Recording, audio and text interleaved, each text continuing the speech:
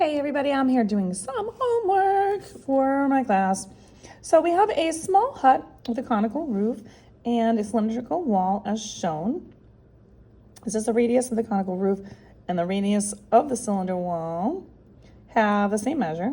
And we're looking to find the volume of the space inside of the hut. Round the answer to the nearest tenth.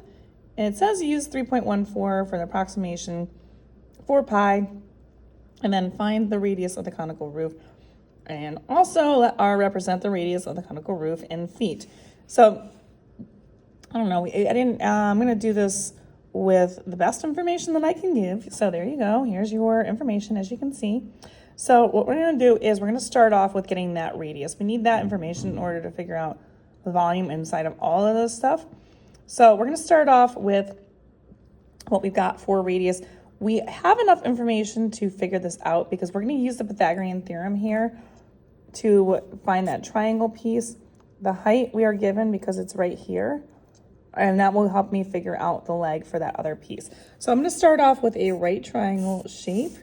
I'm just going to recreate. So again, the 20.2 feet is going to be right here. We know the height because we were just given that a second ago. I just showed it to you. And then we're looking for our feet here. So we're going to use Pythagorean theorem to figure out that R, or the radius, for both of these shapes. So we're going to do 4 squared plus R squared is equal to 20.2 feet squared. And we're going to go ahead and solve those. So 4 squared is 4 times 4 is 16. R squared. And then when we do 20.2 times 20.2, we're going to get 408.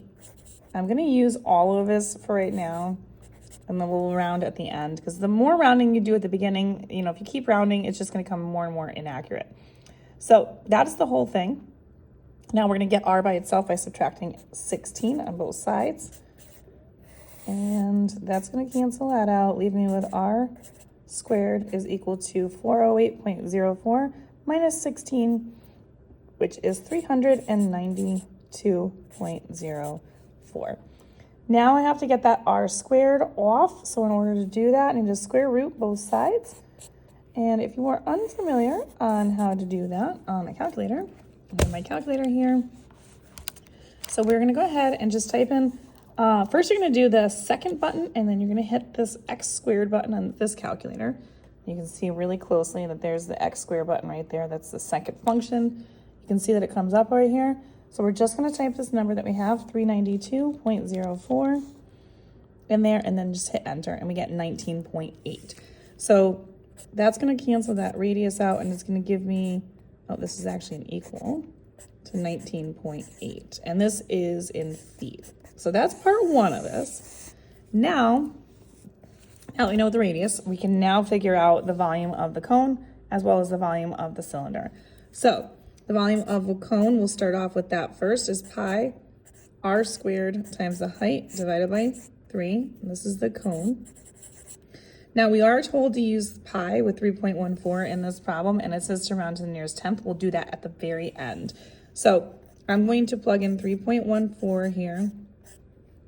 My radius is going to be what we just said, 19.8 squared. And then our height, which we know is 4.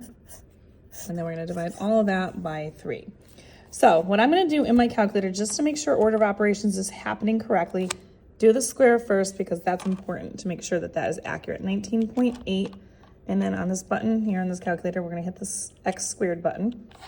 You can see it show up on the calculator. Hit equals. We get 392.04. I always write everything out so that everybody can see. So we know we've got the 3.14 we're going to multiply, we've got the 4, and then we're going to divide by 3. So taking this, we're just going to multiply times 3.14 times 4, get that whole answer, and then we're going to take that answer in the numerator. And again, I'm not cutting anything off. I want to keep everything as fully intact as possible so that when I'm getting the finalized answer, I don't have any approximations until I'm done. 1641 point, we're going to go with 3 because the number right after 3 is 4, so that's not going to round it up. So that's going to give me 1641.3. And again, this is an approximate answer because we used 3.14. So there's going to be a little squiggly equal sign right there. So that's just the cone part. Now let's take a look at the part 2 of this. I'm going to do of the cylinder, and then that way you can see the whole thing.